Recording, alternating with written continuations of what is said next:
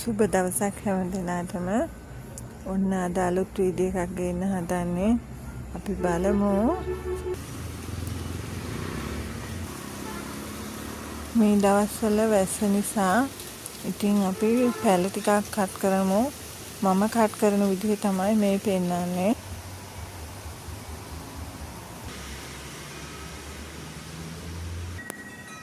මේ මල ගැන චුට්ටක් කියන්න ඕන මට. මේ ලිවියම් සීඩ් එක. මෙයාගේ කොළත් ලිවියම් කොළ වගේමයි. පොඩ්ඩක් ඩාර්ක් ලිවියම්. ඉතින් මට පැල ටිකක් වැඩිපුර ගන්න ඕන නිසා මම පැල ටිකක් වැඩිපුර කට් කරන්න හදන්නේ. මම පැල කට් කරලා සාමාන්‍ය හදන මීඩියා එකේම හදනවා ගොඩක් මුල් තියෙන පැල.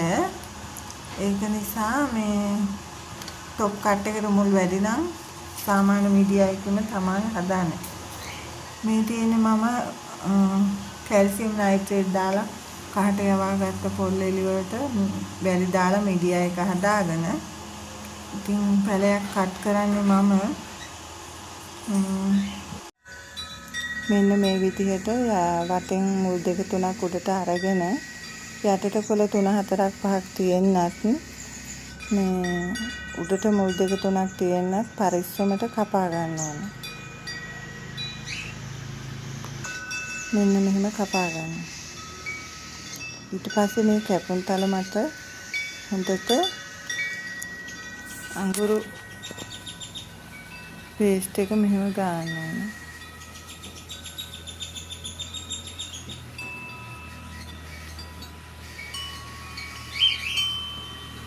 තනි අතින් කරන නිසා ෆෝන් එක අල්ලගෙන අමාරුයි. එක අතකින් කරන නිසා ෆෝන් එක අල්ලගෙන අපහසුයි.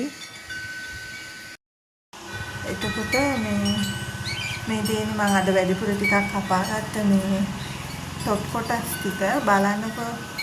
ඒ টොප් වල හැම টොප් එකකම හොඳින් මුල් පද්ධතිය තියෙනවා මට ඉතින් කැල්සියම් නයිට්‍රේට් දාලා අපි කහට යවා ගත්තාම තව එක වාසියක් තමයි අපිට කැල්සියම් කියලා බෙහෙත් එකක් ස්ප්‍රේ කරන්න ඕනේ නැහැ අපිට.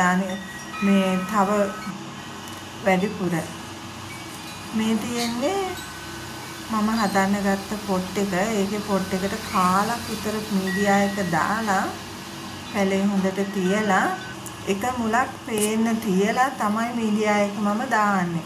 මොකද වහිනකොට මුල් ටික හොඳට අද්දනවද කියලා ඒ මුලෙන් අපිට බලා ගන්න පුළුවන්. එතකොට යටම මුලකුත් චුට්ටක් පේන තියලා තිබ්බහම ගහට වාතාශ්‍රය හොඳට අද්ද ගන්නවා. මේ තියෙන්නේ මම මීට ටික කාලයකට කලින් කට් කරපු ඌට ගහක පැල දෙකක් තිබ්බට ඒ සමහර පැලවල මුල් එන්නේ නැහැ. මේ කඳ කොටසෙන් එන්නේ වගේ.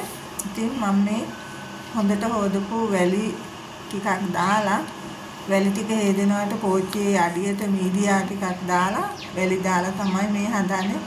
වැල්ලේ හොඳට මුල් අද්ද ගන්න පුළුවන්. ඉතින් ඕගොල්ලොත් මේ වැහි දවස්වල කපන්න පුළුවන් ගස් ටික කපලා පැල බෝ කරගන්න. පැල තමයි අපේ ආදායම. ඉතින් මේ ඊගාව වීඩියෝ එකකින් මම මේකේ මුල් ඇදිච්ච විදිහ පෙන්නන්නම්කො. වැලිවල හොඳට මුල් ඇදිනවා.